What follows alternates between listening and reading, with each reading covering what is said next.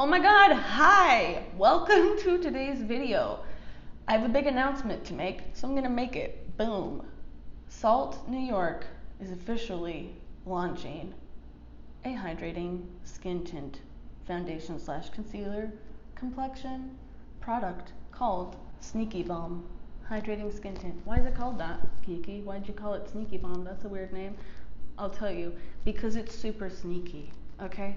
Because I wanted to come out with the sneakiest product on the market that makes people go, oh my god, look at her skin. Not, wow, what makeup is that? It looks so good. Just, oh my god, so beautiful. Your skin looks amazing. Do you have a TikTok to share your skincare tips? What water supplements do you drink? Is that a thing? Water supplements? I don't know, I'm riffing, okay? Anyway, the point of this product is to trick people, to be sneaky, and be like, no, I'm not wearing makeup. What even is that? I'm just naturally very, very cute. I'm gonna talk a little bit about this product and how I made it and why I made it. If you just want to see the goods, if you just wanna see me put it on my face, because did you know I'm wearing it on my face, or did you just think I looked really cute and sneaky? Gotcha. If you just want to see a tutorial on how to use it, I will put in the description box at what moment that begins. If you're just rude and you don't want to hear me talk about it, you can do that. But if you want to hear me talk, buckle in, buckle up, sit down, watch, listen to me right now. Okay, so foundation. Ooh. It sucks, right? I hate it. Here's the thing. When I make anything for salt, my sort of internal motto is I only make things that I think should exist and don't exist. I have always wanted a tinted product that's not a full-on foundation, that's gonna even things out but look like skin. And it's not going to move around a lot. And I also wanted something sustainable with shades for everyone. I've been thinking about and developing this Sneaky Balm for literal years. I can honestly say it was the hardest thing to formulate and create, and it's also the thing I'm the most nervous to make, because foundation is just very, or any complexion type product is very subjective. There's a lot of different techniques people use and a lot of different preferences people have. So I made the thing that I wanted to have exist. I made the thing that I wished I had for putting my own makeup on and that I wished I had in my kit for doing other people's makeup. And I can honestly say it's my favorite complexion product ever. My marker that I use when I'm working on a formula is when I reach the point where I am no longer grabbing my favorite thing that I bought in a store and I'm consistently grabbing the formula that I'm trying out that I have made. That's when I'm like, okay, she's ready. And I'm at that point with the Sneaky Balm where I have my favorite complexion products that I've used for a long time and I was not grabbing them anymore. I was grabbing this. I'm so proud of it and I hope that you like it also. The Sneaky Balm Hydrating Skin Tint is a light to medium coverage balm foundation. For me and the purposes that I use it for, it's really a 2-in-1 concealer and foundation, but that is because I established when my skin was still looking like this, that I prefer blemishes and texture to show over makeup. So to me it's a 2-in-1 foundation concealer. Like I use it for my under eye concealer. It's the only thing I use on my face besides blush and all of those things, but like for coverage, because I would rather still see a little bit of dark circles or a blemish than have like a makeup looking look. And that's my preference. That is my lane, as you say. I've talked a lot in the past, like throughout the time I've been talking about makeup. My preference is products that have more coverage so I can use less of them, because I think the total sum of product on your face, you know, when it comes to longevity and when it comes to how it feels to wear and how it looks to wear, the thinner layers you have, I think all of those things benefit from less product on your face. So Even though this is a balm tint, it's actually got 35% pigment, and I did that so that you can apply a really small amount and it's doing something. Like, there are tints on the market that I'm like, that's cool, but it doesn't do anything. Like, it's not doing anything. It's not covering anything. This has 35% pigment, so it will even out your skin tone. When I did the photo shoots for this product, you can see on our website there's really high resolution close up photos of every shade on different models, and I did not retouch a single thing. So there is no airbrushing, no smoothing, no blurring, no nothing. They are not retouched at all. So you can, and we used models with all different skin types. So there's people with pigmentation and there's people with acne, and you can see how this looks with different skin phases visible. So basically, I wanted a product that did a few things. I wanted it to be as lazy as I am. My goal is always ultimately, the great irony of my life is that I spend so much time and effort trying to make it easier to be lazy. I do this for all of our benefit because I want to, it's been well documented, put my makeup on by going like, done, because I don't have time. I don't get the time. And sometimes I don't get the time because I want to watch a TV show and take a nap, okay? But to me, those things are more satisfying than putting makeup on my own face. Love to put makeup on other people's faces, very satisfying. When it comes to putting it on my own, it's a little bit boring, okay? So I want to look cute, but I want to look cute really fast. So I want to be lazy, and I want products that will cater to my laziness. I also want to look effortless. We've discussed this. I want that water supplement skin. I want people to think that I'm naturally super cute. That's why I have pink hair. Because I want everybody to be like, she obviously has made no alterations. She's just a very cute pink haired lass, and she got great skin. She doesn't wear any makeup. That's my dream. And I'm living my dream. But truly, I do want people to think that I'm naturally perfect and that I don't try. I want them to think that's so hard that I try really hard. So, 2 things. Facilitates my extreme laziness. Looks completely natural. Like I was born a beautiful pink-haired baby with perfect skin. The 3rd thing I'm looking for is comfort. This is adjacent to my laziness. I also don't want to feel like there's anything on my face because I'm very like, I don't like it. I like for my makeup to be comfortable. I want to kind of forget that I'm wearing it.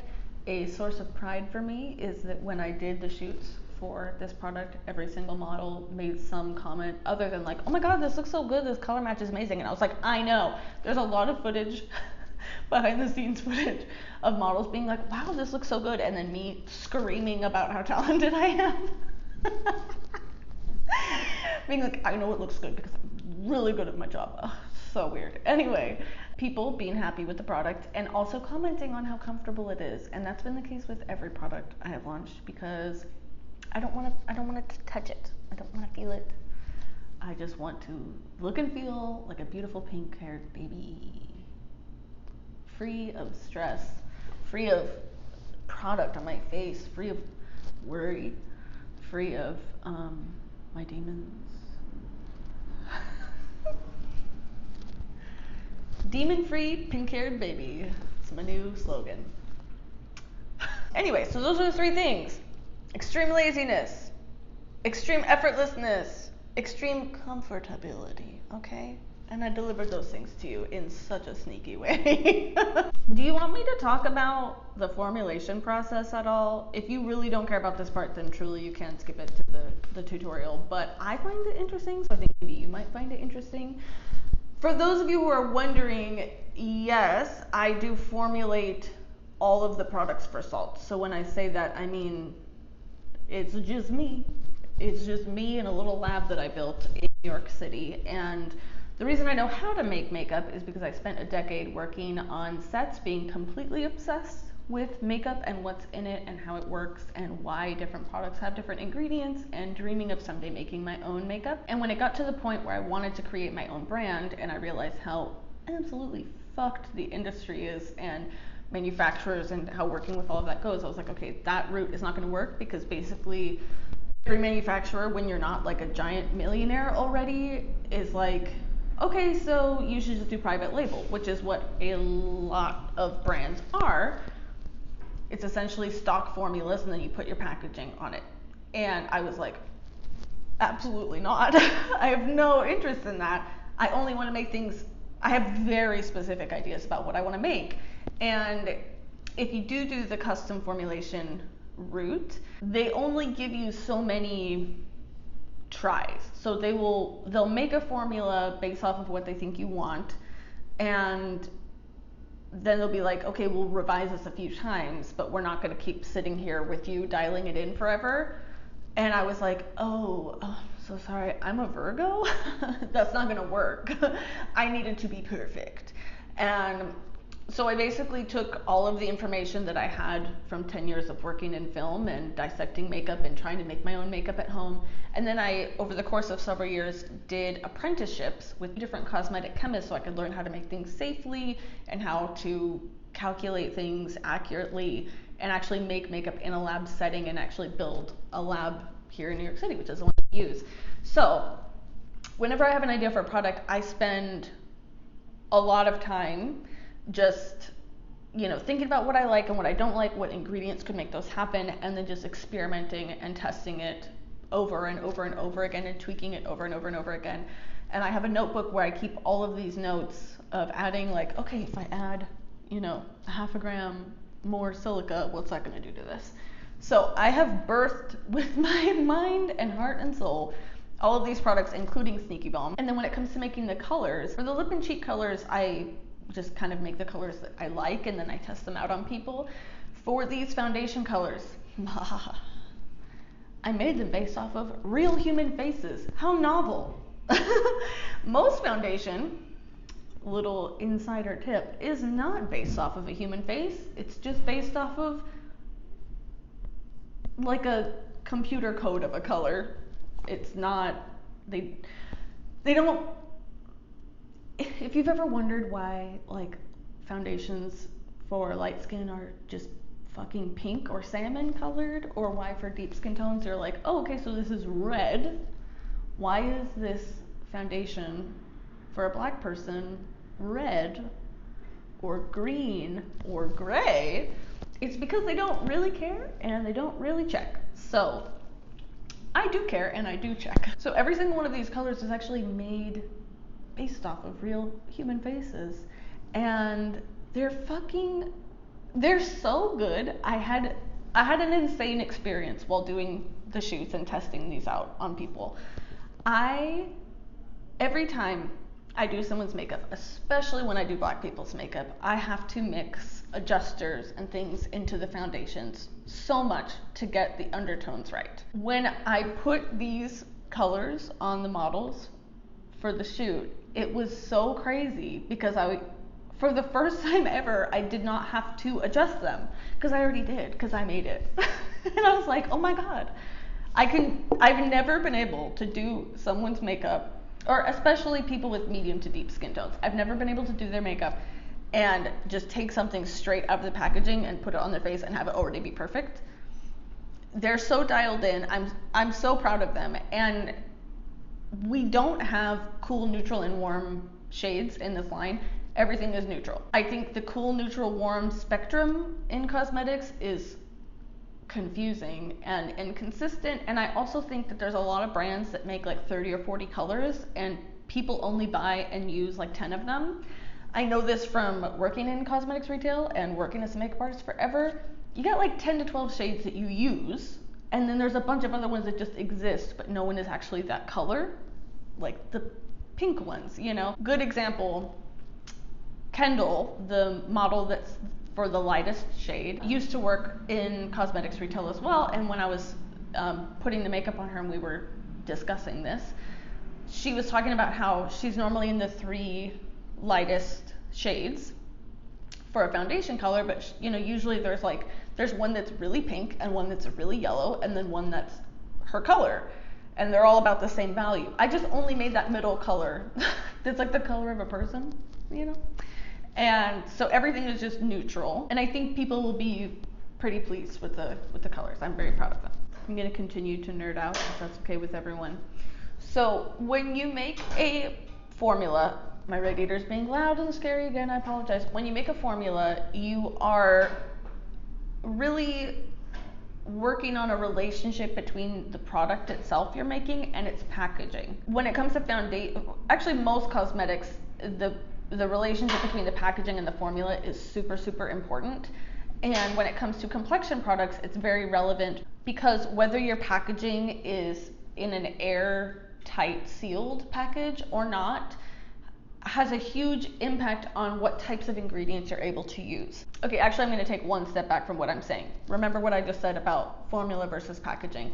The other thing I want to talk about is vehicle versus pigment. So in a lot of different types of cosmetics, there's the pigment that's giving you whatever shade you're making, whether that's a blush or a mascara that's black or a mascara that's brown or a complexion product. And there's the vehicle, which is the ingredients that helps the product to move, because you can't just have pigment sitting there. You also need it to blend in some way. When we're thinking of pigment in vehicle, and then when we're thinking of packaging, if you have an airtight packaging, you have a lot more options for the types of vehicle that you use because of volatiles. So volatiles are ingredients that evaporate. They don't last on you. When you think about liquid foundations and any product that dries down and sets, it's using volatiles because it's not staying wet and liquid on your face, right? Using products that have a volatile vehicle that allows you to blend it on. Think a liquid foundation that starts out very wet and it's super easy to blend on, and then it kind of dries and sets as those volatiles evaporate, and then you're not left with like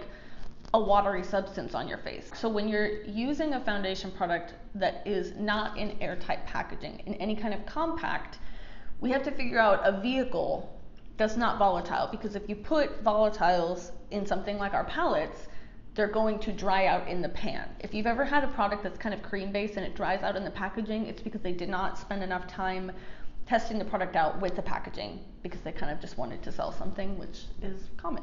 So the reason why I don't like a lot of cream based, wax based, solid foundations is because when they're in the phase of figuring out what vehicle can we use so that this can still blend onto someone's face nicely, but it's not going to evaporate, I don't think they spend enough time dialing that in.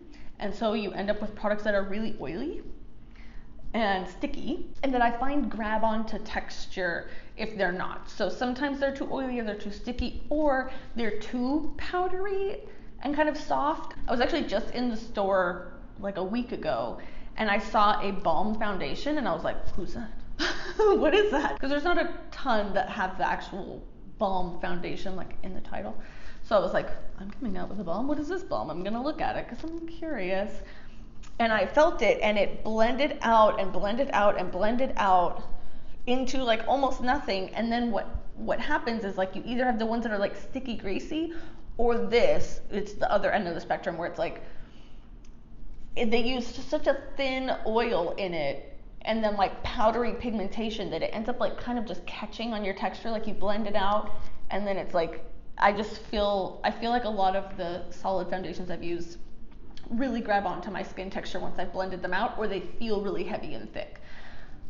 The solution to that was basically just time and effort. It was the Virgo thing that is why I don't use manufacturers, but we make everything ourselves, because I was willing to sit there and go, okay, if I put a little bit more of this powder, if I put a little bit less of this, how can I get this ratio just right so that it blends well, it doesn't just move all over the face? Because that's another thing, is I just feel like they crease so much, and obviously that's not what I'm trying to do here, you know? I'm trying to be lazy, I'm not trying to be touching up constantly.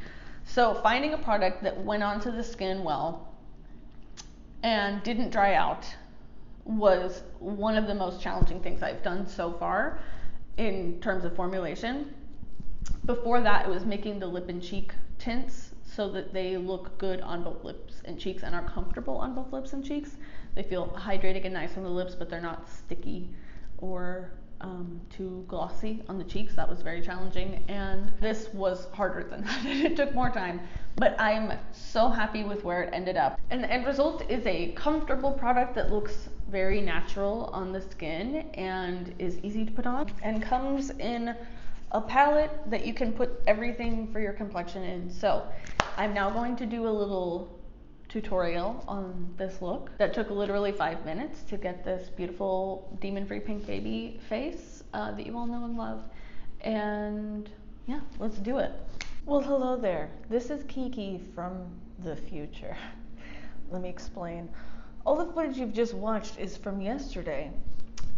And yesterday when I filmed that, I also filmed what I'm about to reshoot right now, which was a little tutorial about the Sneaky Balm. It was brilliant. I looked gorgeous. It was probably the most perfect video I've ever made, except that the sun came out kind of ish from beneath the clouds and it blew everything out. So it was super bright and totally unusable footage. So I'm reshooting it now from the future. Am I wearing the same shirt again? Yes. It's a very comfortable shirt. This was a gift because I also have the gift of foresight, the knowledge of the future, as I'm filming it the second time. Because last night I announced on Instagram that we were coming out with this product, and you guys had a lot of questions. So I was like, hey, I'm gonna be filming a video tomorrow. Do you have any questions you want me to answer? And you had so many questions you wanted me to answer, but they kind of came down to a few specific things. So I'll try to get to those as I am now showing you how the product works. I can also let you guys know the things that you want to know. First of all, application technique. You can apply Sneaky Balm with your fingers, a brush, a dry sponge, or a wet sponge. It's really your personal preference. My personal preference is to use a wet sponge or damp sponge. Not wet, not like drippy. A damp sponge because it has the lightest application. This product has 35% pigment, as I mentioned before. One of the big questions was how much coverage does this have and is it buildable? It has 35% pigment, so it's a decent amount of coverage and it is buildable. However, my intention with this product, the way I intended it to be used, you can obviously go out and have your own adventures with it, was for it to be worn as a tinted moisturizer type of product. So even though it has pigment, it's really made to be worn in a super thin layer. So you get a tinted moisturizer effect from a very minimal amount of product on your face. And that's how I think it wears the best. So if you are wanting to put on something that's full coverage or that's like giving you a lot of coverage power, I wouldn't use this for that. It's really meant to be used as a tinted balm. Can you build it up? Yes, but anytime you build up coverage with things, not just this product, but any product, the more stuff you have on the face, the more it moves around. So if you want it to look the best and last the best that it can, I do recommend using it for its intended purpose as a skin tint, which will even out discoloration, but it's not going to give you full coverage. And again, on our website, I intentionally worked with models of different skin types so you can see what this product does on acne and discoloration and things like that. This actually already sort of naturally segued into talking about longevity. So what this product is a hydrating skin tint. What it's not is a full coverage product or a super long lasting or mattifying product. So it's somewhere in the middle in the sense that it does not last as long or as well as a mattifying foundation, but for a hydrating skin tint or tinted moisturizer or serum or any types of like glowy, dewy, or hydrating foundations, I think it lasts extremely well. So I think that makes it like a medium longevity product. It lasts really well for a hydrating product, and it does not last well at all for if you're comparing it to a mattifying product. I kind of struggled with the idea of coming out with complexion products for a long time, just because before I ever was making or selling anything like this, anytime I've taught people about how to wear foundation, I've always kind of been like lower your expectations. I don't like that brands have been like 24-hour lasting or 12-hour lasting. Like nothing lasts that well. I've tried pretty every type of product on the market and many of the products on the market in a professional setting, and nothing lasts perfectly. Everything needs to be touched up a little bit, or at least fades throughout the day. So when I was formulating this, I prioritized making it long lasting and not super creasy for a hydrating product, but also making it something that fades well, in the sense that as this fades throughout the day, it doesn't start to look crazy at any point.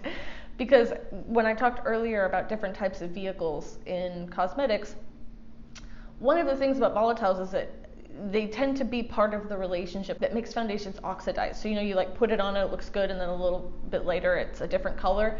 That has to do with volatiles and the product drying down. Some long-lasting foundations look good for a very long time, and some work better than others, but I have also found that sometimes products that last long, as they fade, maybe they don't fade as quickly, but they fade weirder, like they look worse. If you go and look in the mirror, it's been 10 hours, you're like, oh God, this looks crazy. So I made sure that this, as it fades, it kind of fades just naturally into your skin, and it doesn't look really bad at any point. You just sort of, if you want it to last 12 hours, then yes, you will totally have to reapply. How is this affected by skin type?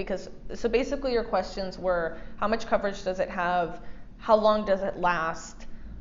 You had a lot of questions about the undertones, which I'll get to in a second, and what types of skin does this work for, and does it work for combo or oily skin? Yes, absolutely, it works for all skin types. As a makeup artist, I'm really into products that can multitask and do it all, and not having to have like totally different types of products for different skin types. Whether or not it needs to be set with powder, or whether or not it works for oily or combination skin types, really comes down to how you feel comfortable. I tested this product out on people with oily skin. I used models with oily skin.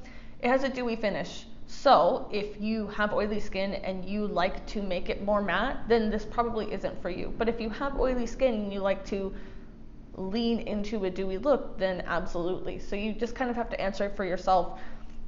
Yes, it is a hydrating formula. Yes, it has a dewy finish. If you have oily skin and you're always bothered by makeup not lasting a long time or being shiny, then you probably are going to be happier with a more matte formulation than this. But again, that's just if that's your preference. I know a lot of people with oily skin who still like to use tinted moisturizers and hydrating formulas, and they're not bothered by the dewy effect. And you absolutely can set this with powder.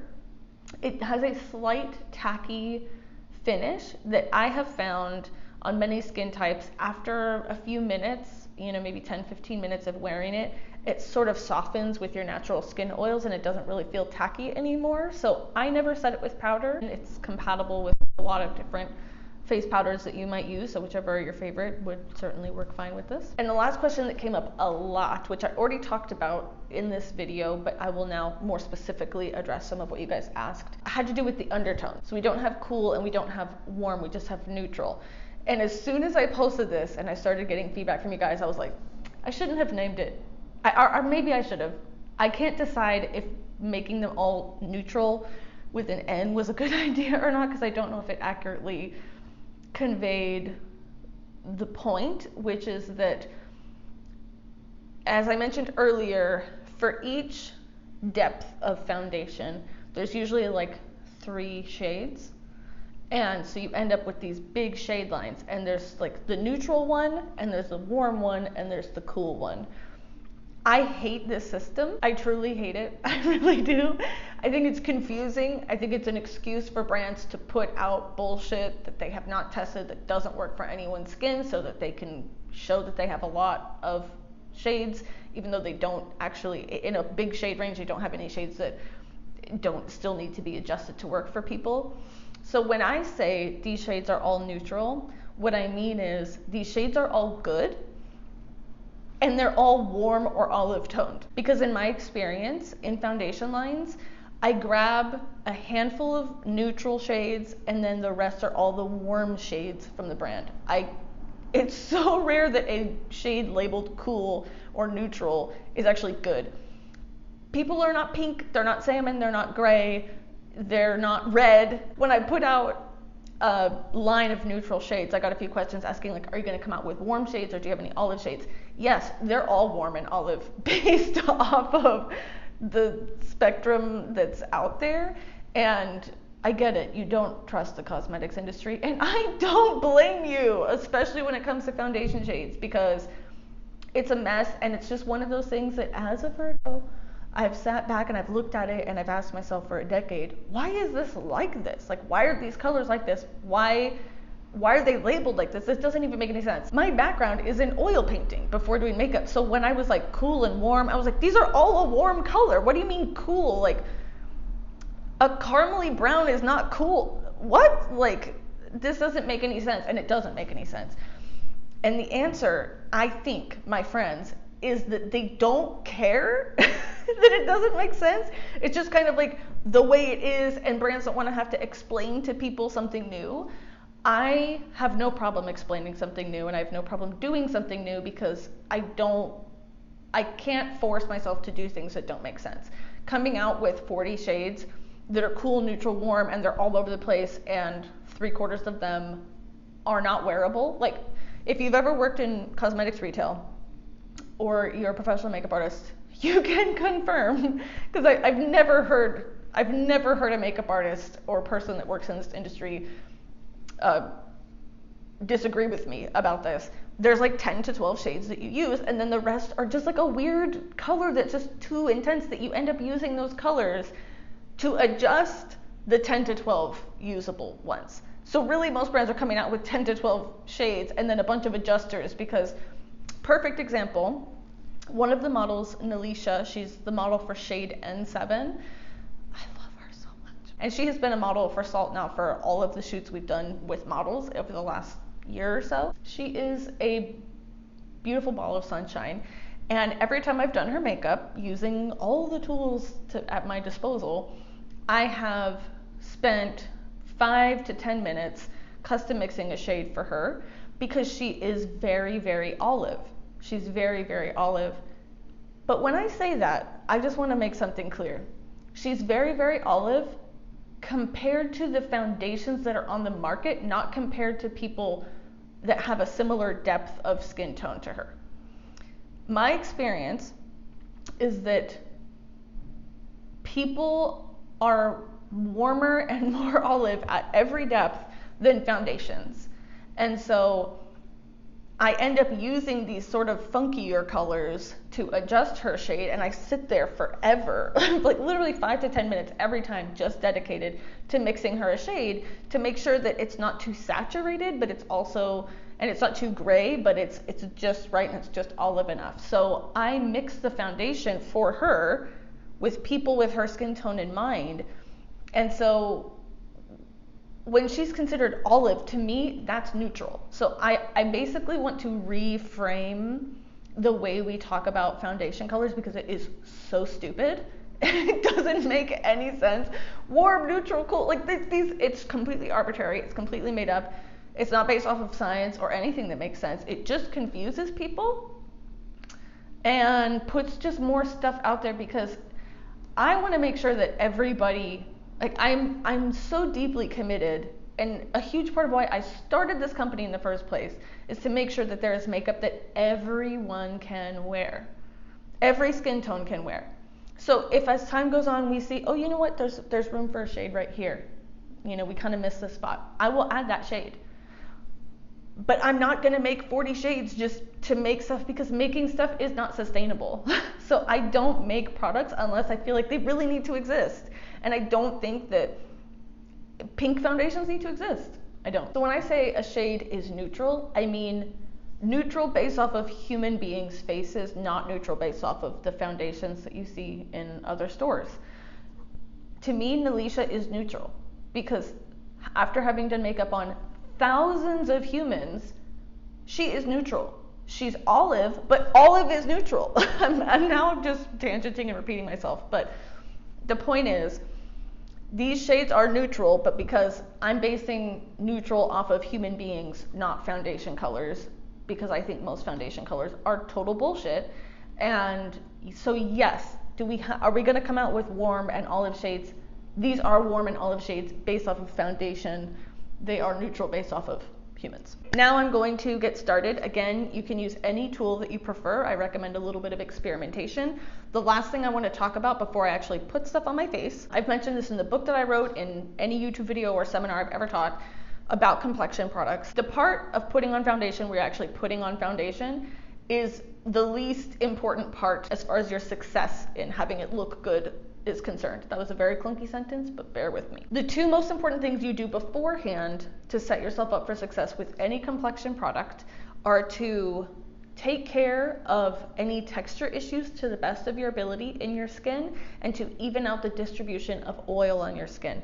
So first thing is having some good basic skincare, and by that I mean using a gentle skin cleanser, a moisturizer that is appropriate for your skin type, and using a chemical exfoliant. A chemical exfoliant, a chemical exfoliant. If you have dry patches, if you put on foundation and it's clinging to things or it's not blending over things, use a chemical exfoliant, use a chemical exfoliant, use a chemical exfoliant. And if you have been struggling with dry skin or acne for a long time, and you have the ability to go see a dermatologist. I'm just gonna plug this really fast because I now have acne scars that will never really fully go away because I didn't go to a dermatologist sooner. I don't know why. Part of it was just, it seemed like it would be really expensive, or dermatologists, like, I don't know, the way that I grew up, dermatologists just seemed like some like lofty thing that people do that must be like very expensive. Acne is a disease, and a lot of skin issues are covered by insurance. Because I live in America, I'm like, and if you don't have insurance, you can use the Affordable Care Act. I hate this timeline that we're in. We are so in the darkest timeline. If you've been really struggling with skin issues and it's really impacting your mental health and your emotional state and your physical health, I recommend going to see a dermatologist. I'm just plugging that because I wish that I would have understood that insurance covered things like acne sooner. And then the last thing is that you want to even out the distribution of oil on your face. So that means putting on a moisturizer or your sunscreen or a primer right before you put on any base product. You can prime with just your moisturizer, or you can just reapply your sunscreen right before you put your makeup on, or you can use a dedicated primer, but just do something to make sure that right before you apply it, you've just smoothed out, you don't have like drier spots and oilier spots. You wanna make it so that any product you're using has the ability to go onto an even surface. So I'm going to be using the shade N11, beat up, and I'm going to use a damp sponge. I like this because it has the lightest coverage, and I'm trying to put on the lightest amount of product because, again, 35% pigment, you don't need a lot for it to actually be doing something. So I'm going to go ahead and put this, yes, I put it under my eyes. There were some questions about, is it a foundation or a concealer? Can you use it under your eyes? It totally depends. You know, if you want full coverage for a certain area, you can always use a concealer over breakouts or something. Some scenarios where I would use something in addition to this would be if I'm doing someone's makeup for an event and they have some discoloration that I want to take care of, then I would add in a concealer as well. Actually, you can already see the difference there. But just for me, for every day, I do have acne scars. The camera kind of blows them out a little bit, and I do definitely have dark circles, but I'm not interested in putting more product on. I'm interested in just evening things out so that my skin looks really healthy and radiant and like skin still. One of my most important tips always for putting on base is that if you have areas that need coverage or if you have areas that have texture issues, use a tapping patting motion, stippling, rather than a swiping motion, because if you have texture issues and you're doing this, you're just kind of coating them in product. Also, if you have texture issues, I recommend using a sponge rather than a brush because it's that much easier to stipple with. And if you want more coverage than a damp sponge, you can always use a dry sponge. So if I were a person that had texture issues and wanted a little more coverage, I would probably use a dry sponge. If I were someone who wanted a little more coverage but does not have texture issues, maybe just have some hyperpigmentation, then I might use a brush. And ultimately, whatever you use depends on whatever you like to use and whatever you will use. For brushes, I recommend something really dense and really soft, something like this. There are plenty of affordable options out there for brushes like this. So this is the side with the Sneaky Balm Hydrating Skin Tint. This is the side with my naked little face.